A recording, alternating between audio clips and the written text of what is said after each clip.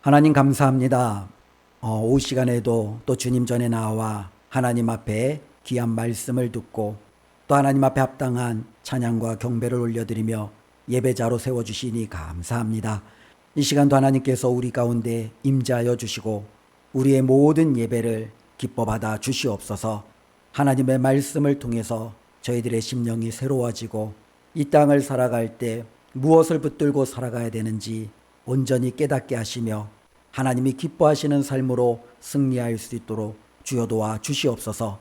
성령 하나님 말씀을 받겠사오니 이 말씀이 우리의 심령에 잘 새겨지게 하여 주시고 이 말씀의 열매가 가득가득 맺히는 놀라운 은혜도 허락하여 주시옵소서. 예수님의 이름으로 기도드리옵나이다. 아멘. 저희 집은 강아지 한 마리를 키우고 있습니다. 이 강아지 이름이 사랑입니다. 사랑. 그래서 사랑이니까 얼마나 사랑스럽고 또 얼마나 또 그 강아지에게 기쁨을 주겠습니까? 특별히 이제 저희 집의 이제 모든 사람들이 이 강아지를 굉장히 이뻐합니다. 아주 그냥 깨물을 정도로 굉장히 이뻐하고 막 껴안고 난리도 아닙니다. 근데 이 강아지의 또 다른 하나 이름이 있어요. 또 다른 이름은 뭐냐면 이 띨띠라라는 거예요. 사랑인데 갑자기 어쩔 때는 이 띨띠라 그러면서 이제 이 사랑이를 띨띠리라고 부르는 경우가 종종 있습니다. 언제 띨띠리라고 부르냐면 이 사랑이가 응아를 하잖아요. 근데 응아를 한 두 덩어리 하는데 한 덩이가 없어졌어요. 어디 갔을까요? 자기 침대 밑에 들어가 있거나 혹은 그 녀석이 갖고 놀다가 먹기도 하고 또 어디 식탁 밑에 내려가 있기도 합니다. 그러니 그거를 발견한 우리들은 그 똥덩어리를 들고 사랑이를 찾아다니면서 뭐라고 부르겠습니까? 아이고 이쁜 사랑아 이렇게 부르겠습니까? 아니죠. 아이고 이 띨띠라 그러면서 먹는 것도 때로는 배설물도 구별 못하고 그러면서 이제는 막 나무라죠.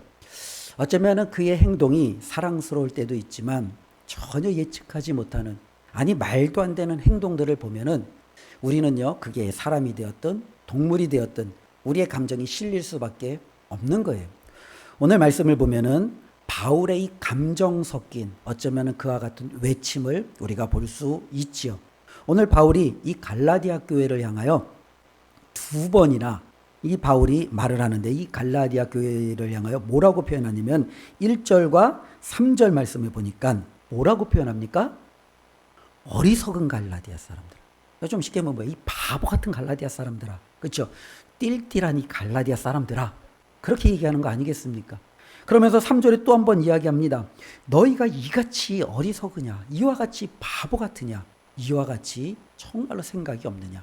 이게 어쩌면은 이 바울의 감정이 들어가 있는 말이에요. 특별히 우리도 이와 같은 경우들이 종종 있어요. 그럼 왜 이렇게 바울은 갈라디아 교회 그 성도들을 향하여 그들이 이렇게 어리석은지 이렇게 한탄하며 이 말을 내뱉었을까? 1절부터 이제 5절까지 보면은 몇 가지 이유가 있는데 크게 보면은 세 가지 이유가 있습니다. 첫 번째는요, 이 갈라디아 사람들을 향하여 바울이 이렇게 외치는 이유 중에 하나는 1절 말씀을 보면은요, 어리석도다 갈라디아 사람들아 예수 그리스도께서 십자가에 못 박히신 것이 너희 눈앞에 밝히 보이거늘 누가 너희를 꾀더냐. 다르게 얘기하면 뭡니까? 그들이 꾀임에 빠졌다라는 거예요. 이 꾀임에 빠진 것을 보고서는 어떻게 해요? 어리석은 거예요. 우리도 살다 보면은 게임에 빠지고 도박에 빠지고 술에 빠지고 때로는 여자에 빠지고 때로는 여러 가지 말도 안 되는 상황에 빠질 때 우리는 그들을 향하여 뭐라고 합니까? 아이고 참 잘 살고 있구나. 그렇게 얘기하지 않잖아요. 왜 인생을 그렇게 허비하냐? 왜 이렇게 어리석으냐? 왜 바보같이 거기에서 못 나오냐? 그러면서 우리도 그것에 대해서 굉장히 한탄 어린 말들을 하지 않습니까? 어쩌면 지금 바울이 갈라디아 교회를 보면 그들이 이 유혹과 게임에 빠져있는 이 모습이 전혀 어떻게 보면 바울의 마음에 들지 않는 거예요. 특별히 이들이 이렇게 게임에 빠지고 유혹에 빠진 이유가 뭐냐면 우리가 앞에서도 계속적으로 살펴보았던 것처럼 잘못된 혹은 거짓된 정보에 이들이 이제 그 게임에 빠지는 거예요. 우리가 보면은 이제 살다 보면은 친한 사람들이 혹은 우리에게 물건을 팔기도 하고 때로는 우리에게 다가와서 자신들의 이득을 창출하려고 합니다. 그 가운데 많은 사람들이 이 다단계라는 우리 한국 사회에 끊임없이 등장하는 사회적인 문제잖아요. 이러한 문제에 어떻게 보면 속아서 자신들의 어떤 경제적인 혹은 관계 이런 모든 것들이 무너지는 경우들이 종종 우리는 발견하게 됩니다. 그때 우리는 바라보죠. 다단계에 빠진 사람도 그것에 허우적대는 사람들도 우리는 바라보면서 혀를 쯧쯧 찰 수밖에 없죠. 왜 인생 거기에다가 이렇게 낭비할까? 거기에 빠져서 왜 헤어나오지 못할까? 우리는 그와 같은 경우들을 종종 보죠. 어떤 사람은 여러 가지 좋은 정보다라고 생각하고 이 정보를 가지고 많은 부동산을 매입했어요. 근데 알고 봤더니 그게 잘못된 정보였어요. 자신이 이득을 얻을 줄 알았지만 온갖 손해를 다 보는 거예요. 얼마나 어리석어요. 제대로 된 진짜 사실의 그러한 정보와 때로는 그런 사실에 기반해서도 우리가 이득을 창출하기 어려운데 이런 눈에 때로는 귀에 현혹스러운 때로는 이렇게 넘어가기 쉬운 이와 같은 것들로 말미암아 넘어가는 사람들을 보면 그들이 참 어리석다라고 말씀할 수 있죠. 지금 갈라디아 교회 성도들 가운데 상당수가 이렇게 꾀임에 유혹에 빠져 있는 모습을 우리는 볼 수 있습니다.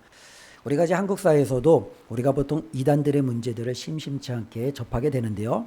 특별히 이제 신천지와 같은 많은 부분들을 보면 우리 믿는 사람들은요 혀를 차죠. 왜? 어쩌면은 그렇게 신천지와 같이 잘못된 이단에 저들이 빠져 있을까 하면서 혀를 찹니다. 그러면서 그들을 도무지 이해하지 못하죠. 그러나 많은 사람들이 그와 같은 잘못에 빠져 있는 어리석은 모습으로 있는 경우들이 종종 있죠. 그렇다고 이스라엘 백성도 예외는 아니었어요. 구약에도 보면은 이스라엘에게는 참 많은 선지자들이 있었어요. 그런데 그 많은 선지자들 가운데 상당수는요 거짓 선지자들이. 이 거짓 선지자들이 외치는 것은 뭐냐면 그들이 하나님의 백성이니까 평안할 거예요. 잘 될 거예요. 모든 것은 하나님이 알아서 다 책임져 주실 거예요. 하나님이 여러분들 편이시니까 전혀 염려할 것 없어요. 이와 같은 메시지들을 끊임없이 사람들에게 제공하는 거예요. 그때 많은 사람들은 이 거짓 선지자들의 말을 듣고 거기서 빠져서 허우적거리는 모습을 보게 되죠. 어쩌면 바울이 또 하나님이 보시기에 그들의 이러한 모든 모습들은 어떤 모습입니까? 바로 어리석은 모습입니다. 꾀임과 유혹에 빠진 이와 같은 모습을 바울은 어리석다라고 평가하고 또 그들을 질책하고 있는 모습을 볼 수 있고요. 또 한편으로 바울이 이들을 향하여 어리석다라고 표현하는 것 중에 하나는 진실과 가짜가 있어요. 그러면 당연히 우리는요, 뭘 선택해야 됩니까? 진실을 선택해야 돼요. 그렇죠? 여기는 진짜 지폐가 있고 여기는 위조 지폐가 있어요. 그럼 당연히 진짜 지폐를 가져야죠. 그런데 신기하게도 이 발라디아 사람들은 가짜 지폐를 취하면서 그것이 자신들에게 굉장히 큰 이득이다라고 말하는 어리석음에 지금 빠져 있다라는 거예요. 1절 말씀을 우리 다 같이 한번 읽어보겠습니다. 어리석도다 갈라디아 사람들아.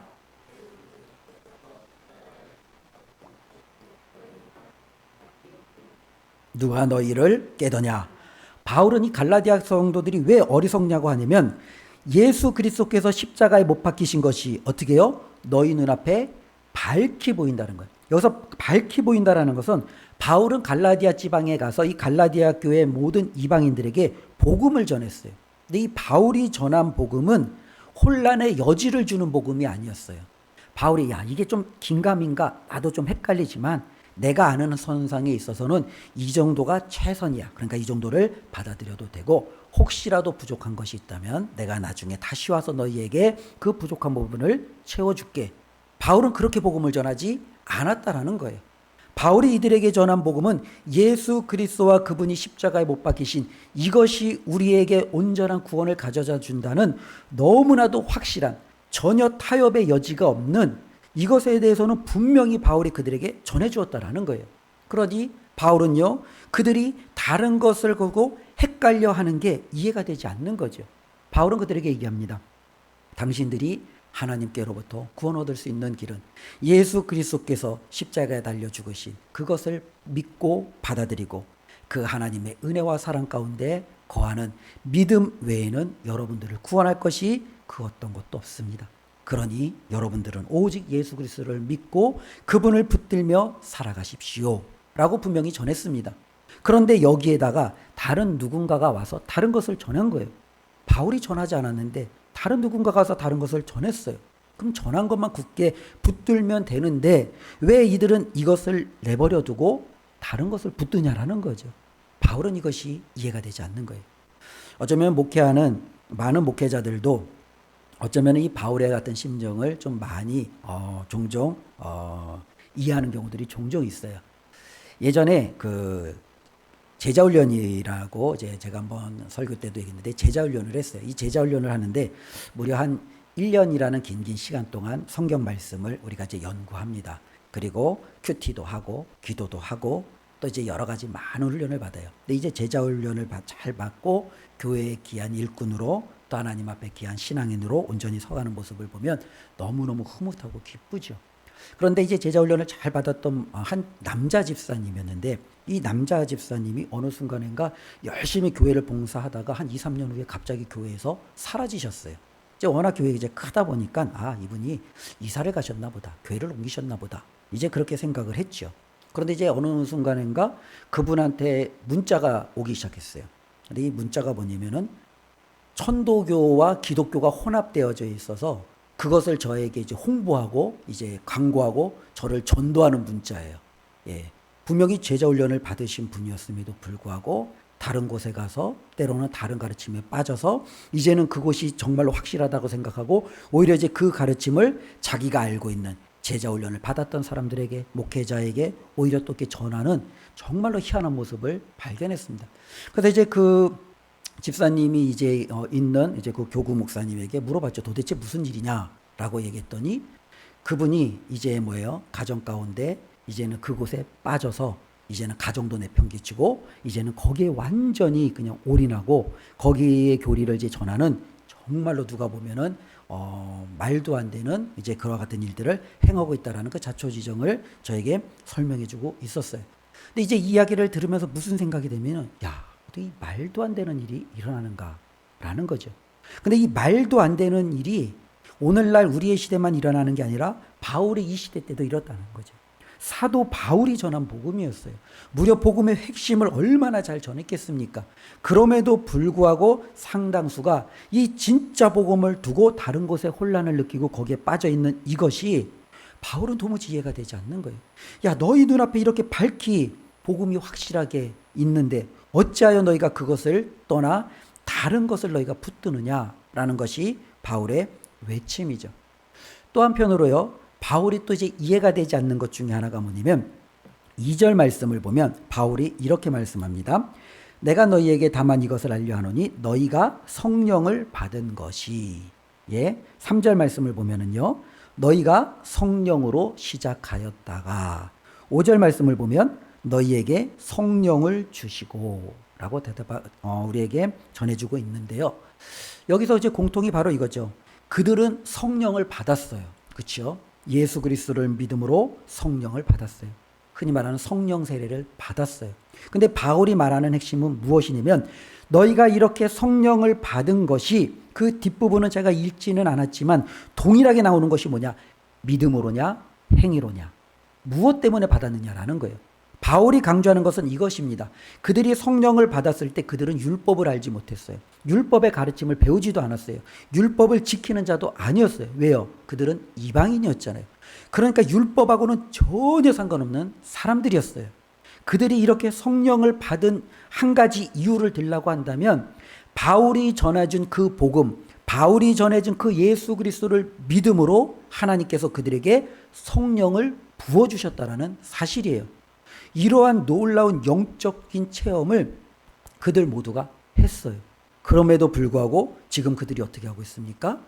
바로 바울이 전한 그 복음을 떠나 오히려 자신들에게 다른 잘못된 다른 복음을 전해주는 그들의 그 게임에 빠져서 그것을 취하려고 하는 이 모습, 이것이 바울이 볼 때는요 너무너무 답답하고 어리석은 거예요. 야, 너희가 성령 받은 거 생각해봐. 너희에게 성령이 어떻게 임했는지 다시 한번 돌이켜봐. 바울은 다시 한번 그들에게 말하는 거예요. 너희들이 예수님을 믿음으로 그것이 주어졌지 너희들을 지금 깨고 있는 그 사람들처럼 율법을 지킴으로 성령이 주어지지 않았느냐라는 것이 바울의 외침이죠. 그러니 바울은요, 이들의 이 어리석음을 이렇게 질책하고 있는 것을 볼 수 있습니다. 또 하나 진실은요, 5절 말씀에도 나오는데요. 5절 말씀을 제가 읽겠습니다. 너희에게 성령을 주시고 너희 가운데서 능력을 행하시는 이의 일이, 너희 가운데서 능력을 행하시는 이의 일이 율법의 행위에서냐 혹은 듣고 믿음에서냐. 이 5절 말씀은 두 가지죠. 하나는 성령을 받은 것이 율법 행위에서냐 듣고 믿음에서냐 라는 거 하나 하고, 또 하나는 성령의 능력이 나타나는 것이 믿음으로 나타났느냐 아니면 율법으로 말미암아 나타났느냐라는 거예요. 그러면 갈라디아 교회 성도들에게 성령의 능력이 나타났던 일들은 무엇이었습니까? 사도행전 14장에 보면 많은 것들이 나타납니다. 그 가운데 이 사도행전 14장은 사도 바울과 바나바가 안디옥 교회의 파송을 받아 1차 전도 여행을 출발하는 내용이고, 그들이 가는 곳에서 복음을 전하는 내용입니다. 그들이 도착한 곳이 바로 이 갈라디아 지방입니다. 루스드라, 때로는 더베, 때로는 이고니온, 이와 같은 도시를 다니면서 바울이 그들에게 복음을 전했습니다. 근데 복음을 전할 때 성령의 이런 놀라운 능력이 나타나기 시작합니다. 성령의 놀라운 능력이 어떻게 나타납니까? 안진뱅이였던 사람이 일어나기도 하고, 수많은 병자들이 고침을 받기도 하고, 말도 안 되는 하나님이 나타나시는 기사들이 그들 가운데 행해지기 시작해요. 그래서 그곳에 있었던 사람들이 바울을 향하여 뭐라고 얘기하냐면, 이 바울은 제우스 신이다라는 얘기를 하는 거예요. 그리고 이제 이 바나바는 제우스 신을 이제 뭐랄까요? 그 말을 대신 전하는 이 전령 헤르메스 신이다라는, 어쩌면은 로마 그리스 신에 나타나는 그와 같은 신들이 우리 가운데 인간의 몸으로 나타났다라고 하며 이 바울과 바나바에게 엎드려 절하기 시작하는 말도 안 되는 일이 일어나죠. 그때 바울은 그들을 말리며 자신들을 하나님 앞에 보냄받고 결코 신이 아니다라고 하며 온전한 복음을 전합니다. 이 복음을 전할 때 이런 성령의 놀라운 능력이 나타났다라는 거예요. 그럼 바울은 지금 무엇을 얘기하냐면, 이 권능이 도대체 언제 너희에게 나타났느냐라는 거예요. 너희들이 율법을 잘 듣고 율법을 잘 순종하고 율법대로 살려고 애썼더니 하나님이 이 놀라운 능력을 너희에게 보여주셨느냐? 아니라는 거죠. 너희 가운데 예수 그리스도의 복음을 듣는 그 순간에 하나님의 놀라운 기적과 능력이 너희 가운데 나타나지 않았느냐. 즉 믿음으로 너희 가운데 이와 같은 기적과 표적과 능력이 나타났지 결코 행함으로 나타나지 않은 것 아니냐라고 바울은 반문하고 있습니다. 그래서 바울은요, 그들을 향하여 어리석다라고 말하는 거죠.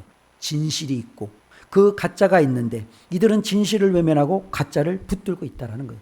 바울이 확실하게 전한 예수 그리스도의 복음, 바울이 그들에게 정말로 나타난 성령 나타남, 그리고 성령의 능력의 행함, 이 모든 것을 그들이 경험했고 체험했고 몸소 알고 있음에도 불구하고 그냥 한 귀로 말로만 누군가에게서 들었던 어설픈 다른 복음을 그들이 더욱더 신뢰하고 이것을 더욱더 쫓아가려고 하는 이 모습이 이해가 되지 않는 거죠. 조금 쉽게 얘기하면 이런 거예요. 우리가 꽃을 보면 생화가 있고 조화가 있습니다. 어떤 사람들은 당연히 조화를 더 좋아할 수도 있겠지요. 그러나 대부분의 사람들은 당연히 생화가 좋지요. 생화를 구별하려면 어떻게 하면 되겠습니까? 향을 맡아보고 만져보고 그러면서 우리는 생화를 구별하죠. 요즘에는 생화하고 조화하고 구별이 잘 안 되더라고요. 얼마 전에 그 병원이 이제 결혼식장에도 보니까 꽃이 있어서 너무 이뻐갖고 그것이 조화인지 생화인지 정말 헷갈리더라고요. 이 조화인지 생화인지를 알아보려면 향기를 맡아보면 안다고 하는데, 요즘에는 조화에도 예쁜 방향제 같은 거를 넣으면 향기가 나잖아요. 그럼 또다시 이제 알아볼 수 있는 게 바로 뭐겠어요?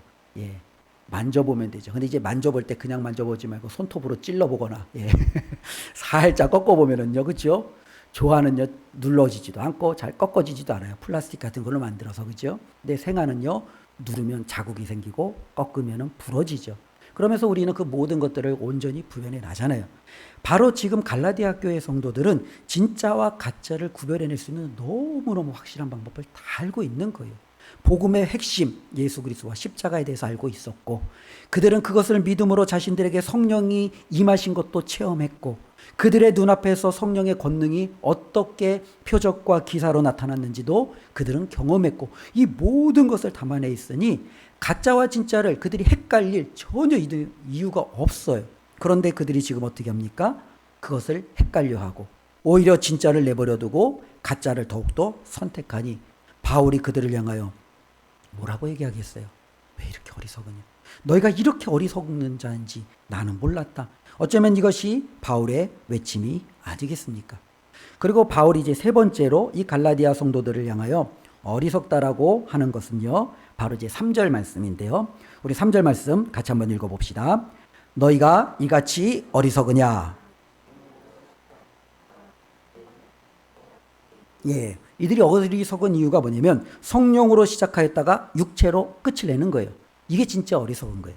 왜냐하면 우리가 어떤 사람을 어리석다고 할 때 이 사람이 잘못된 길로 갔어요. 어리석지요. 근데 이 사람이 잘못된 길로 가다가 누군가가 이것이 잘못됐어, 이것은 틀렸어, 돌아서야 돼, 그래야 당신이 살아. 그래서 이 사람이 돌아섰어요. 그러면은 그 사람은 더 이상 어리석은 자가 아니에요.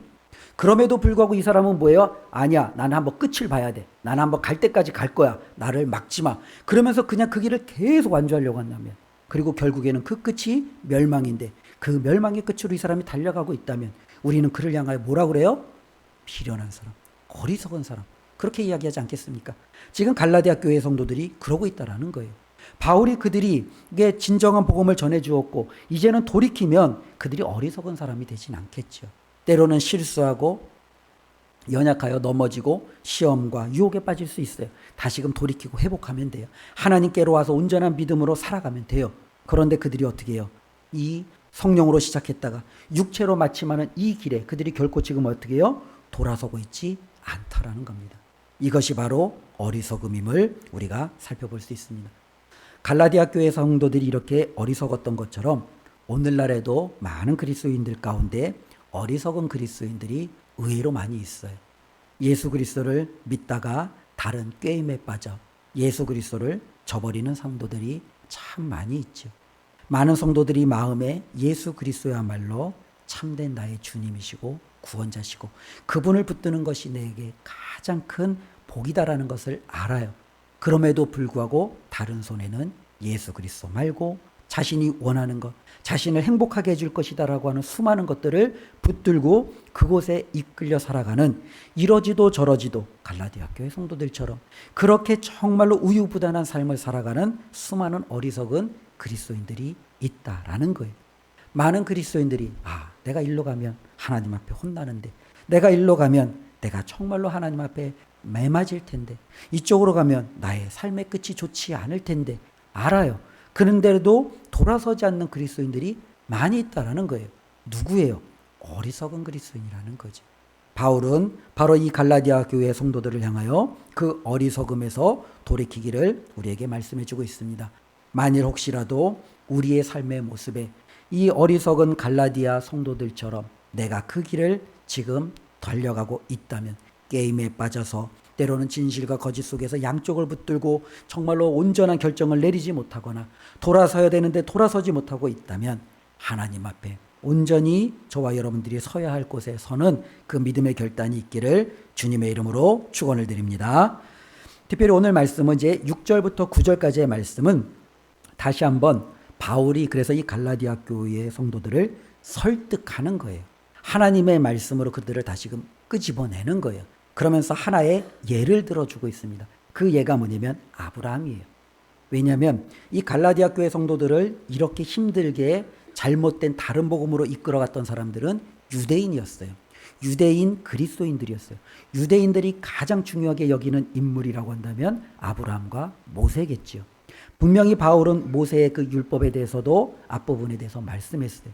그러면 유대인들이 그토록 자신들이 자랑스러워하고 자신들이 그토록 이제 내세우기를 좋아하는 이 아브라함을 통해서 도대체 이 아브라함의 시작이 믿음 때문에 시작되었고 아니면 율법 때문에 시작되었는지를 한번 보자. 이 아브라함이 복받은 길이 어디에 있는지 우리 한번 성경을 통해서 확인해 보자 하면서 이 아브라함을 예로 들어주는 겁니다.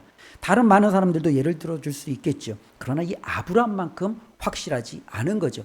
아브라함이 그렇다면 아브라함의 모든 후손들은 동일하게 그를 따라가는 거예요.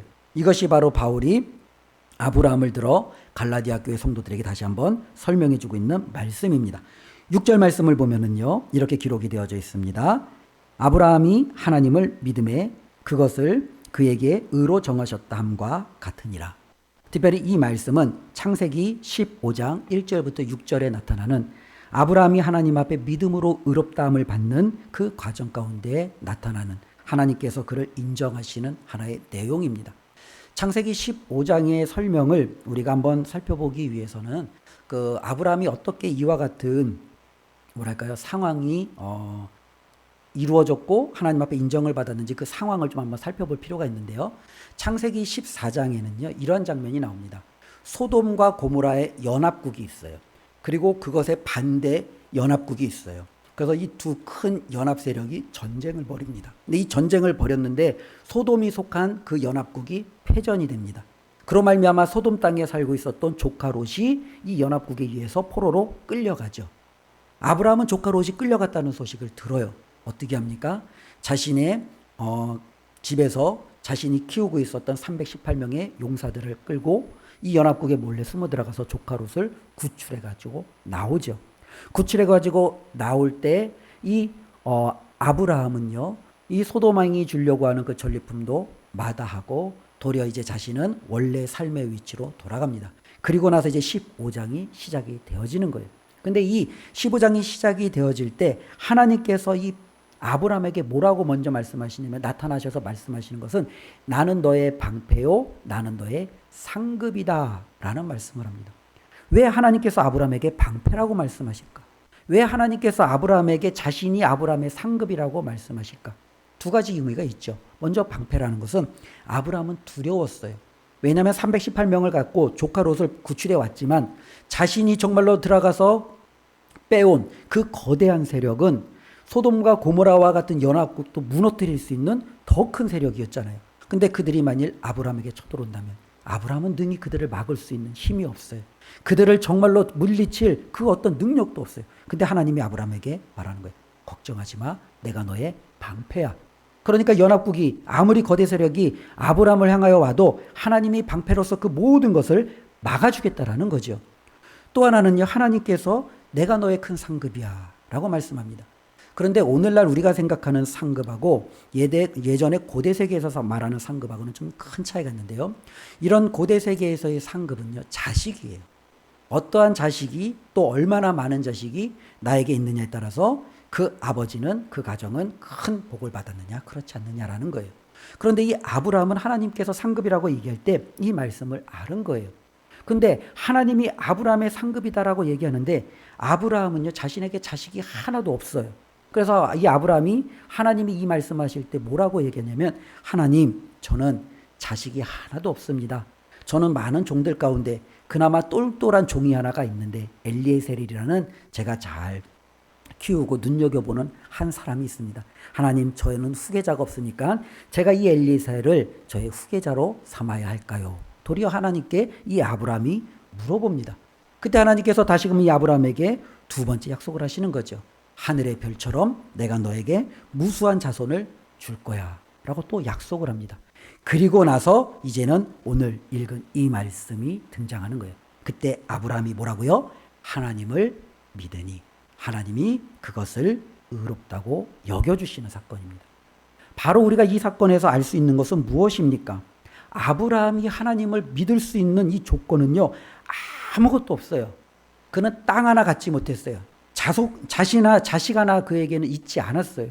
도리어 그는요, 다른 연합 세력에 의해서 멸망을 받을 수도 있었고요. 때로는 그는요, 자신이 정말로 이 땅에서 더 많이 살고 붙들어야 되느냐, 아무런 희망도 없는 상황이었습니다. 그런데 하나님이 걱정하지 말라는 거예요. 내가 너를 지켜줄 것이고 내가 너에게 무수한 자손을 별처럼 많게 해줄 거고, 특별히 아브라함은요, 그의 아내와 더불어 이제는 자식을 생산할 수 없는 그 지경에까지도 이르렀어요.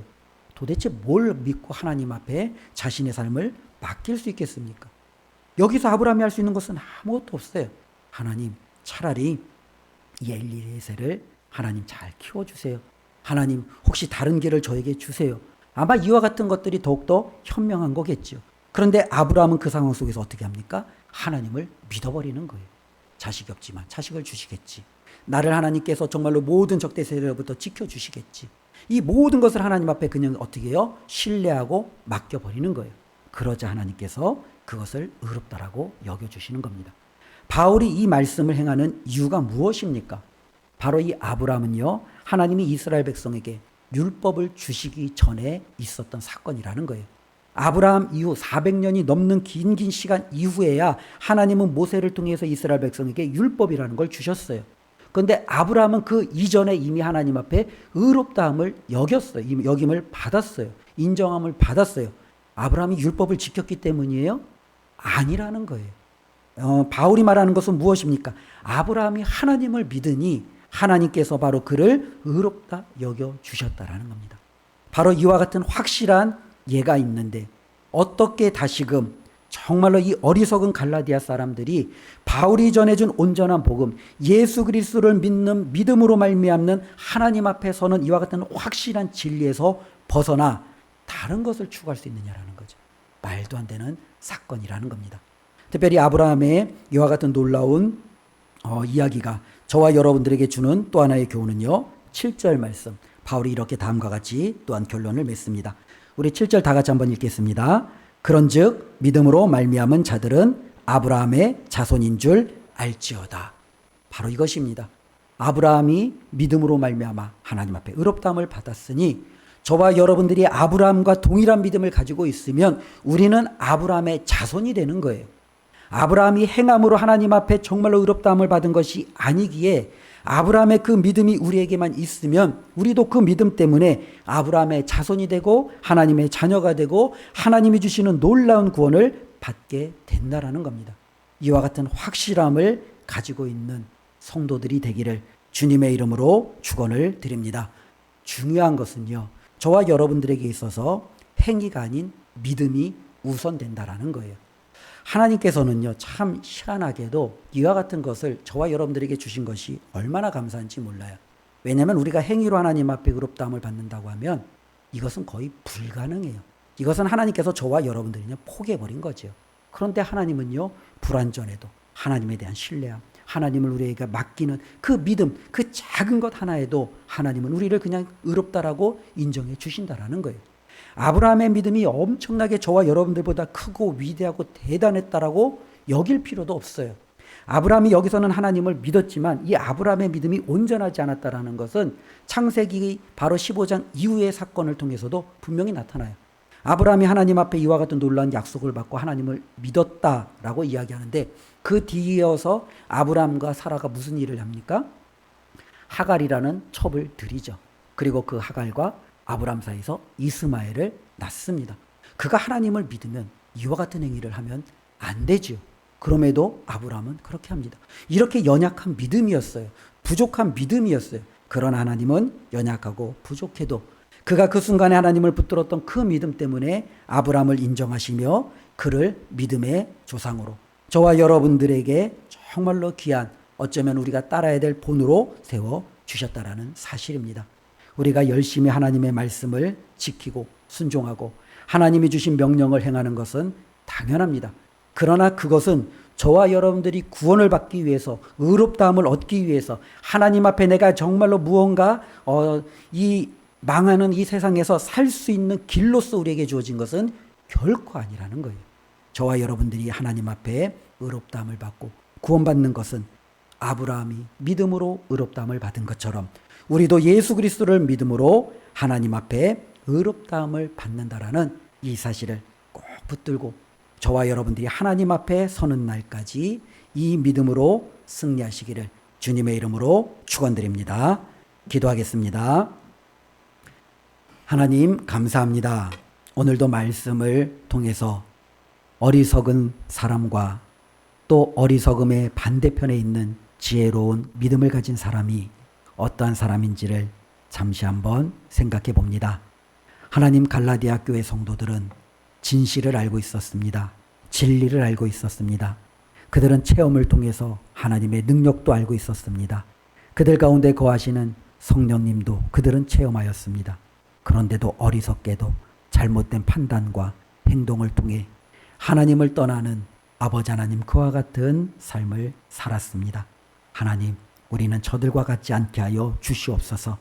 하나님이 보실 때 왜 그렇게 어리석으냐 라는 하나님의 탄식이 아니라 하나님의 마음을 기쁘게 하고 하나님의 마음을 흡족하게 했던 아브라함처럼 믿음으로 하나님 곁에 꼭 붙어서 살아갈 수 있는 우리 모든 성도들이 되도록 주여 도와 주시옵소서. 예수님의 이름으로 기도드리옵나이다. 아멘.